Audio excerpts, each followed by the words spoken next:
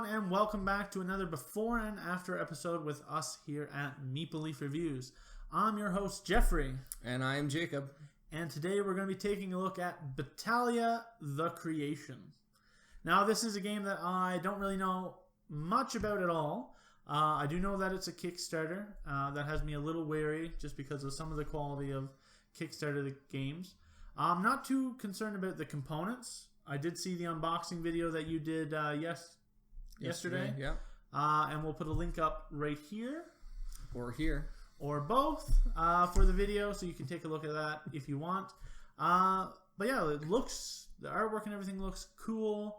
But as far as gameplay goes, I don't really have a whole lot of expectations. Right. When I did the unboxing, I got to see all the different components. The artwork looks great. The punch board is actually one of the best I've ever seen, which is kind of an interesting thing to state. But normally when you're punching out tokens, sometimes the paper is attached and you're ripping off pieces. Yeah. These things came out super clean. I love it when you just could shake. Yeah. The punch and board, they all fall out. And they all fall out. Those are amazing punch boards. Yeah, but I was really impressed. The quality just seems to be really up to par, above par. So I'm excited about that. The artwork is awesome. The gameplay seems like a lot of fun. You're doing some exploration and building cities, attacking other players. It's a bit of a deck builder as well. So that will be interesting to see if it does anything unique. From what I read in the rules, there are some unique features to the deck building aspect, but I won't cover those just yet. I'll cover that in the after as to not spoil too much for you. And yeah, I'm expecting it to be a pretty solid game. After reading through and seeing all the components, I'm excited to play this one. I did have one concern, and that is that there is only iconography on all the components, which is usually a good thing. That way there's no language barrier at all.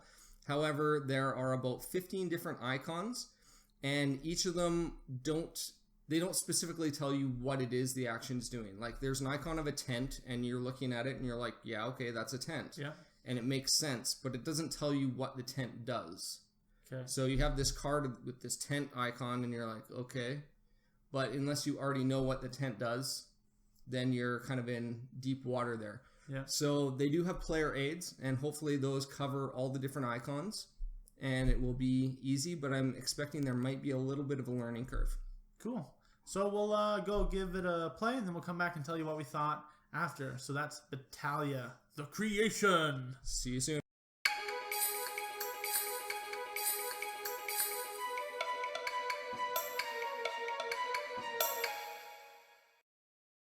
Alright everyone, welcome back. We just finished our very first play of Battalia, the Creation.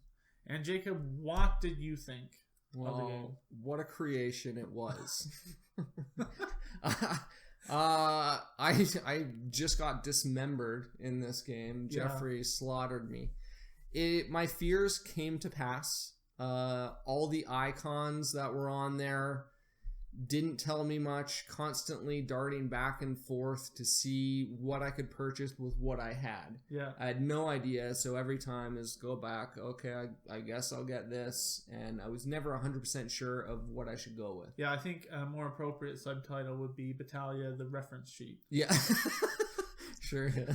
Because that's what you spend most of the time looking at.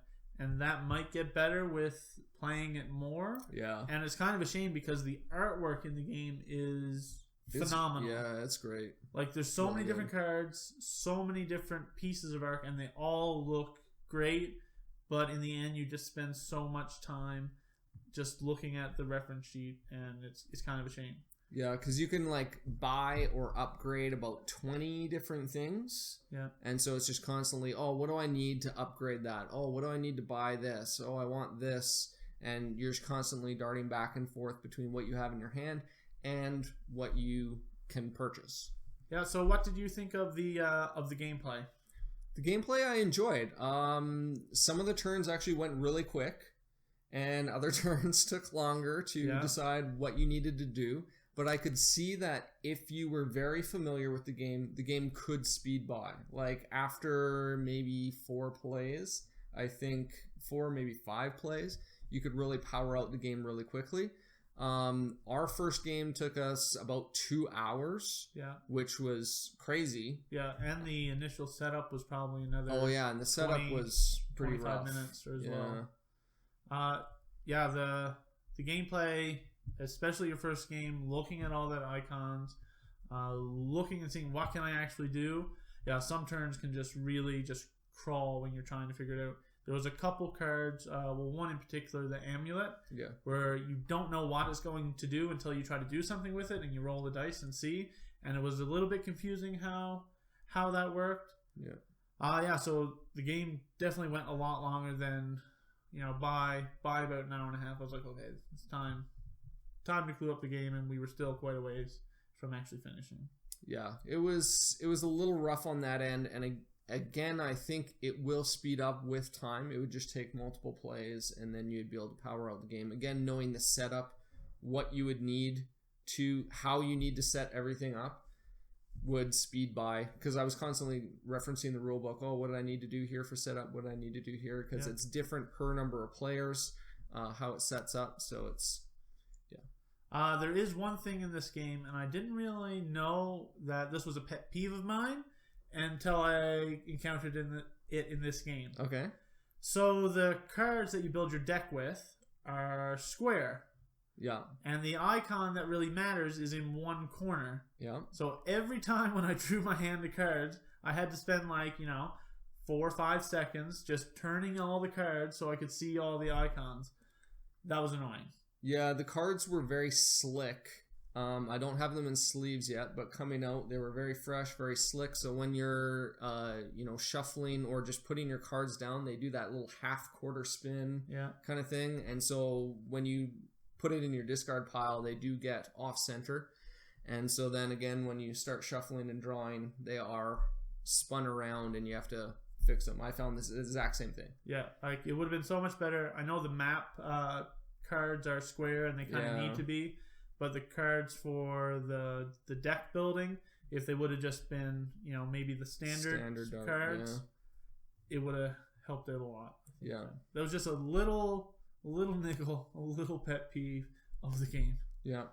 So what do you think of the game mechanics, the deck building aspect of it? I mean, it was fine. There wasn't really anything that kind of wowed me. The only thing was... there's 3 different colors in a 2-player game. Yeah. And the more you have of one color in your starting hand, you might be able to draw some additional cards. So that was kind of cool.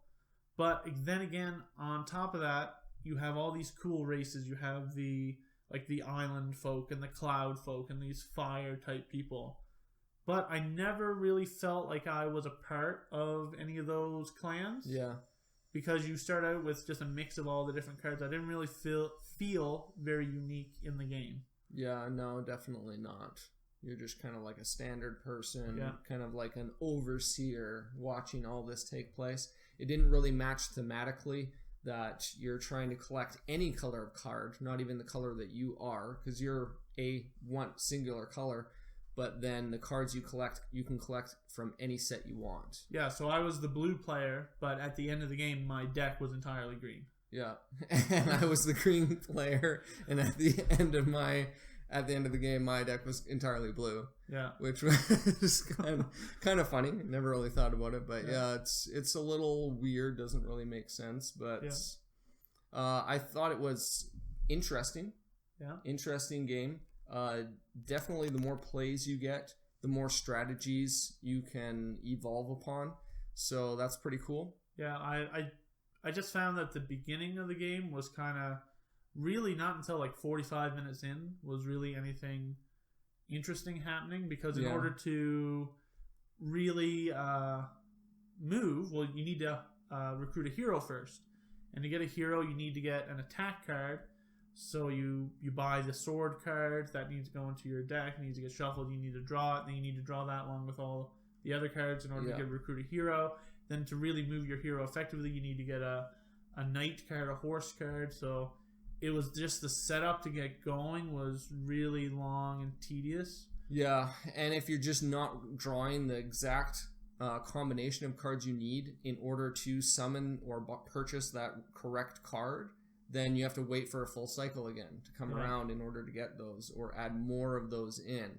The one thing I will say I liked about the deck building was the save aspect, where each turn you can save up to 3 cards and you have to pay to save them. And that payment is trashing a card, discarding it out of your deck completely. It's gone. So you thin out your deck and you save cards so you get more cards on the following turn.